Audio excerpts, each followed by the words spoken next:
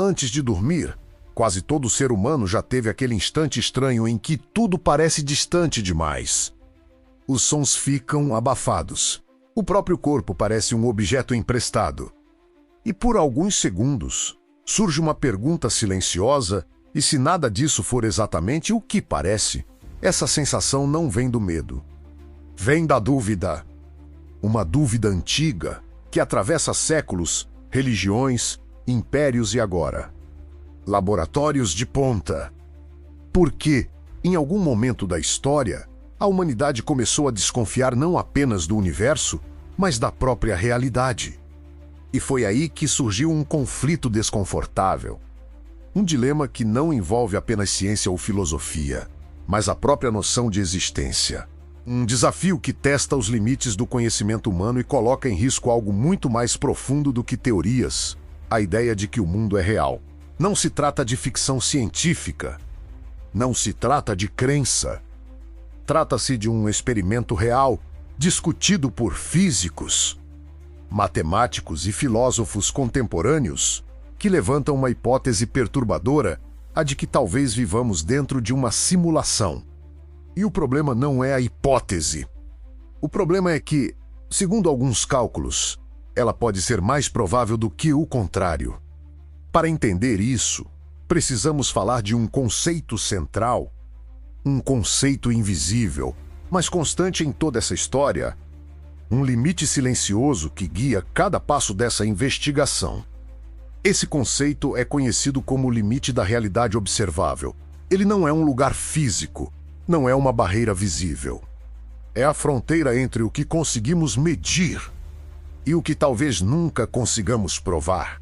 Durante séculos, a ciência partiu de uma premissa simples. O universo existe independentemente de nós, as estrelas continuam lá, mesmo que ninguém as observe.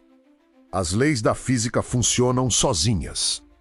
Mas no século X, essa certeza começou a rachar. A mecânica quântica trouxe um detalhe incômodo. Em nível fundamental, a realidade parece se comportar de forma diferente quando é observada. Partículas mudam de estado. Probabilidades colapsam. O ato de medir interfere no resultado. No começo, isso parecia apenas um problema matemático. Mas com o tempo, a pergunta ficou mais profunda. Por que a realidade se ajusta ao observador? Para explicar isso, pense em um videogame antigo. Enquanto o personagem anda, o cenário à frente é renderizado. O que está fora do campo de visão simplesmente não existe naquele momento. Não porque seja impossível, mas porque seria um desperdício de processamento. E então alguém fez a pergunta proibida: e se o universo fizer algo parecido? Aqui entra um dos nomes mais importantes dessa história, que Bosch, filósofo da Universidade de Oxford. Em 2003, ele publicou um artigo que mudaria completamente esse debate. O título era simples, quase inocente, mas o conteúdo era devastador. Bosch não disse que vivemos numa simulação. Ele fez algo mais perigoso. Ele usou lógica matemática. E o resultado foi um dilema com 3 possibilidades. Pelo menos uma delas, segundo ele, precisa ser verdadeira. Primeira possibilidade: civilizações inteligentes tendem a se destruir antes de alcançar tecnologia suficiente para criar simulações detalhadas da realidade. Segunda possibilidade: civilizações avançadas até alcançam essa tecnologia, mas escolhem não criar simulações conscientes, por razões éticas ou morais. Terceira possibilidade: civilizações avançadas criam um número gigantesco de simulações. Tantas que os seres conscientes dentro delas superam, em número, os seres da realidade original. Se a terceira for verdadeira, a conclusão lógica é simples e desconfortável. Estatisticamente, seria mais provável estarmos dentro de uma simulação do que fora dela. O problema é que essa lógica é sólida, não depende de fé, não depende de crença. Depende apenas de números. E foi aí que tudo começou a dar errado.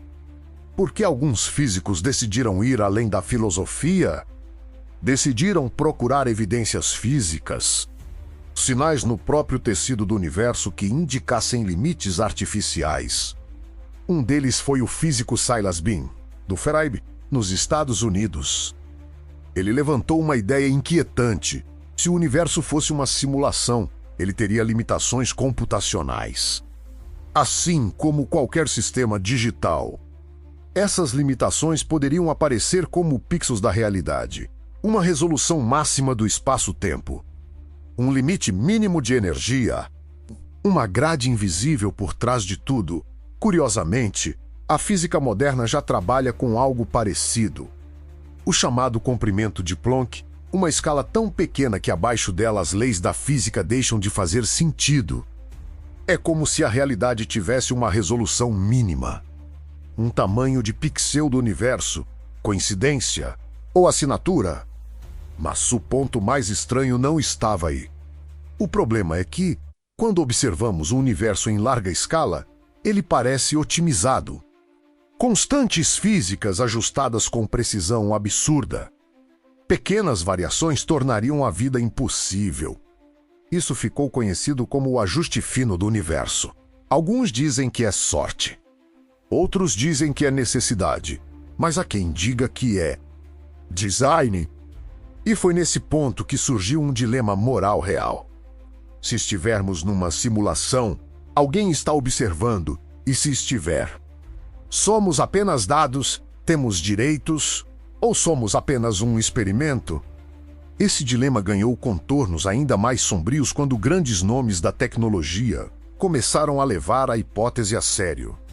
Elon Musk, por exemplo, afirmou publicamente que a chance de vivermos na realidade base é mínima. Segundo ele, se uma civilização cria jogos cada vez mais realistas, é apenas uma questão de tempo até que as simulações sejam indistinguíveis da realidade. O problema é que Musk não estava falando como filósofo. Ele estava falando como alguém que constrói tecnologia. E então veio a escalada. Empresas passaram a investir bilhões em realidade virtual, inteligência artificial, mundos persistentes. Não apenas para entretenimento, mas para economia, trabalho, relações humanas. Estamos, aos poucos, criando micros dentro da nossa própria realidade. E isso levanta uma pergunta desconcertante. Se estamos fazendo isso agora, por que uma civilização mais avançada não faria o mesmo?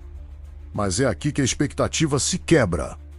Porque o maior obstáculo à hipótese da simulação não é tecnológico, é econômico. Criar uma simulação consciente exigiria energia absurda, recursos imensos. Então, por que alguém faria isso? A resposta possível é inquietante: por valor. Dados, comportamento, previsão. Simulações seriam a forma definitiva de entender decisões humanas, prever conflitos, testar cenários políticos, econômicos ou sociais sem risco real. Nesse contexto, uma civilização poderia simular universos inteiros, não por curiosidade, mas por controle. E foi nesse ponto que ninguém sabia o que fazer. Porque se isso for verdade, a ciência encontra um limite ético intransponível. Não podemos provar a simulação sem possivelmente chamar a atenção de quem a controla. E não podemos ignorá-la sem aceitar que talvez nunca saibamos a verdade. Alguns pesquisadores propuseram experimentos para detectar falhas na realidade, limites computacionais, anomalias estatísticas. Mas todos esbarram no mesmo problema. Uma simulação suficientemente avançada pode esconder seus próprios rastros. No fim, o limite da realidade observável permanece intacto. Talvez estejamos num universo natural. Talvez estejamos numa simulação.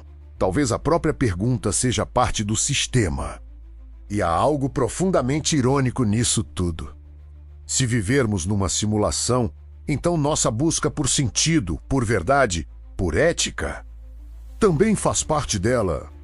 O que significa que, simulados ou não, continuamos sendo humanos. A dúvida permanece. E talvez esse seja o verdadeiro experimento. Não para descobrir se o universo é real, mas para ver o que fazemos quando começamos a suspeitar que talvez não seja. Se essa reflexão ecoou em você, talvez valha a pena continuar essa conversa.